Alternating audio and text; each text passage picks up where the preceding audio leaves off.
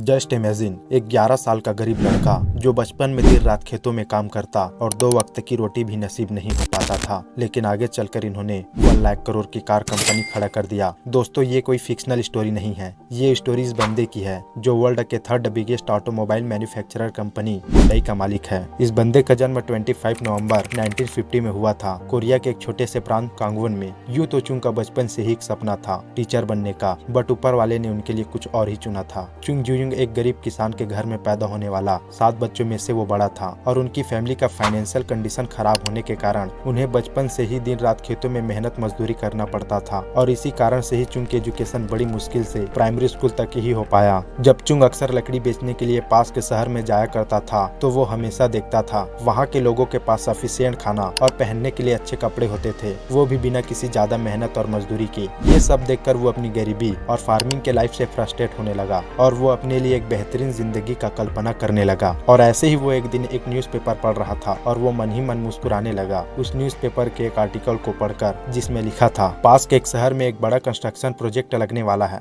जिसमें बड़ी मात्रा में वर्कर्स की जरूरत है। ये आर्टिकल चुंग की कल्पना को जगाया और मात्र 16 साल की उम्र में उन्होंने एक चौंका देने वाली डिसीजन लिया, वो अपने घर से भागने वाला था। चुंग जुयुंग अपने एक दोस्त के साथ चुपके से शहर की ओर निकल गए। करीब 24 से 25 किलोमीटर खतरनाक घाटियों से चलने के बाद वे दोनों कोवन शहर पहुंचे और वहां कंस्ट्रक्शन लेबरर का काम किया, बट इस काम में मेहनत बहुत ज्यादा था और पैसा कम। फिर भी चुंग बहुत खुश था क्योंकि लाइफ में पहली बार वो इंडिपेंडेंटली कमा रहा था। चुंग और उसके दोस्तों को करीब 2 महीने बीत गए काम करते हुए। फिर एक दिन चुंग की आंखें फटी की फटी रह गई। उन्होंने अपने पिता को अपने सामने पाया। उनके पिता ने उन्हें ढूंढ चुका था और उन्हें फोर्सफुली घर वापस ले आए और अब वह दोबारा से खेतों में मेहनत मजदूरी करने लगा। लेकिन चुंग का मन बिल्कुल भी काम में नहीं लग रहा था, वो उदास रहता था क्योंकि इन 2 महीनों के काम ने चुंग के अंदर सिविल इंजीनियरिंग और कंस्ट्रक्शन का पैशन जगा दिया था। ऑल्सो वो जान गए थे कि खेतों में काम करके वो अपनी गरीबी के इस जाल से बाहर नहीं आ सकता। इसलिए चुंग 2 बार और भागने का प्रयास किया, बट दोनों ही बार वो पकड़ा गया और उन्हें न चाहते हुए दोबारा घर आना पड़ा। इतने बार पकड़े जाने के बावजूद भी वो एक बार फिर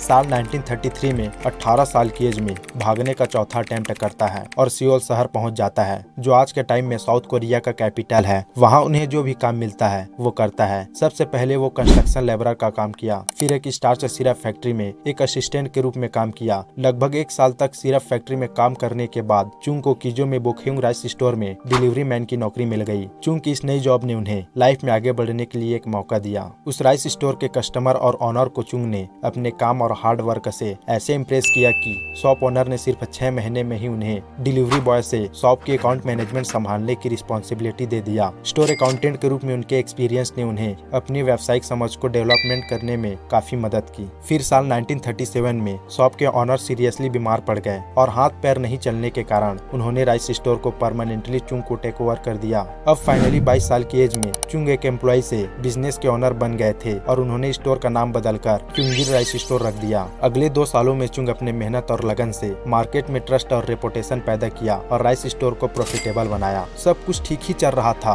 कि तभी उसके साथ कुछ ऐसा हुआ, उसे अपना सब कुछ छोड़कर वापस घर जाना पड़ा। साल था 1939, जिस टाइम वर्ल्ड वार 2 स्टार्ट हुआ था और जापान भी इसी वर्ल्ड वार में था। कोरिया जापान के कब्जे में था तो जापानीज चाहते थे कि उनकी आर्मी को सफिशिएंट राइस की सप्लाई होती रहे, जिसके चलते वहाँ की सारी राइस शॉपों को अपने कब्जे में ले लिया था, जिसमें चुंग का शॉप भी शामिल था। अब चुंग को लगने लगा था कि सब कुछ खत्म हो गया और अपना घर वापस आ गया। लेकिन फिर 1 साल बाद 1940 में अपना हिम्मत जुटाया और 3000 वॉन का लोन लेकर 20 वर्कर्स के साथ एडो सर्विस नाम से एक गैरेज खोला और जिसमें चुंग अपना मेन फोकस क्विकली रिपेयरिंग में दिया, क्योंकि चुंग हमेशा देखता था कस्टमर की मेन प्रॉब्लम थी कि उनकी कार रिपेयरिंग में कई हफ्ते लग जाते थे। इनकी ये बिजनेस इतनी सक्सेसफुल हुई कि देखते ही देखते मात्र 3 सालों के अंदर उनके गैरेज में 20 वर्कर से बढ़कर 70 तक हो गया था। उनका सारा लोन रिपे हो चुका था और साथ ही अपने पूरे परिवार को सियोल में शिफ्ट कर चुका था। चुंग अपने बिजनेस से अच्छा खासा अर्न करने ही लगा था, बट चुंग के लाइफ में एक और ट्रेजेडी आ गई। साल 1943 में जापानीज गवर्नमेंट वर्ल्ड वॉर के तहत हथियार बनाने के लिए चुंग के गैरेज को एक स्टील प्लांट में मर्ज कर दिया और मजबूरन पूरे परिवार के साथ चुंग को गांव लौटना पड़ा। अब वापस से चुंग स्टेज 1 पर आ गए थे,